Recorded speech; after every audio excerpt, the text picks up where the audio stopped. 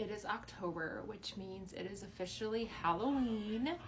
Time to do my September wrap up. I read a total of 14 books in the month of September, which is the most I've read in a month. Let's do a rapid fire yes, maybe no. These cute little spiders in my hair.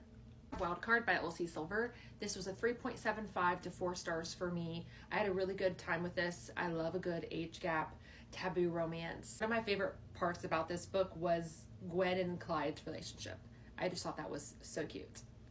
Next we have White Rose Painted Red by Blake and Elena Lawson. This is a dark romance. It's going to be a duet. Second one coming out in January. Why Choose? And this one shocked me. This was a yes for me. This is 4 stars. Next we have the North Shore series by Lola King. I had quite a bit of fun with this series. I will say, in my opinion, this is pretty dark. So please make sure you're checking trigger warnings. I mean, from the start, you're like, oh, okay. Kind of giving God of Malice vibes.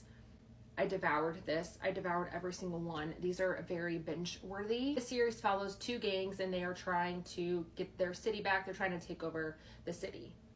This one in particular, Heartless Beloved, was a 6 star for me, but the series as a whole would be a 5-star series. I have the Sinners Anonymous series. I read the first 3. We have the 4th one, Sinners Atone, coming out next month.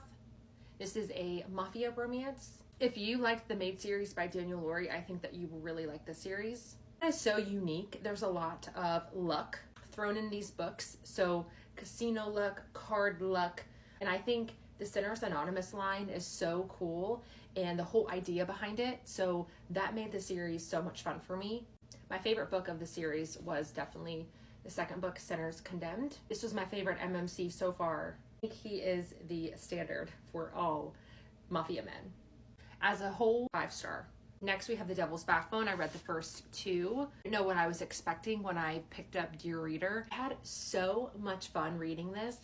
I definitely recommend buddy reading this though, because you're going to have so many questions and so many thoughts, and you're going to think that this is the culprit. There's so much mystery going on. I had such a good time reading this. Both of these books are so binge worthy and they both leave off on cliffhangers, and I think you should go into this completely blind. We have Dear Reader. This was a 4.5 star for me, and then we have Watch Your Back, which is also a 4.5 star.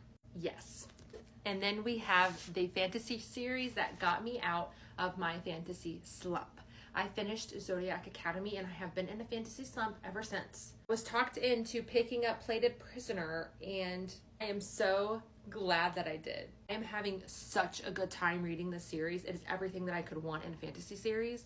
Don't come for me when I say this, but it's giving a little bit of Throne of Glass mixed with From Blood and Ash. It's giving some of those vibes. Very binge-worthy series. I mean, I read this book in a day. I read the second book, Glint, in a day. And this book, Gleam, I read this in 2 days. And I only read it in 2 days because I had to work. So when I tell you I am flying through this series, I am not kidding. 5 star. I think this might be a 6 star or even an infinity star for me. Yes, absolutely yes. A million times yes.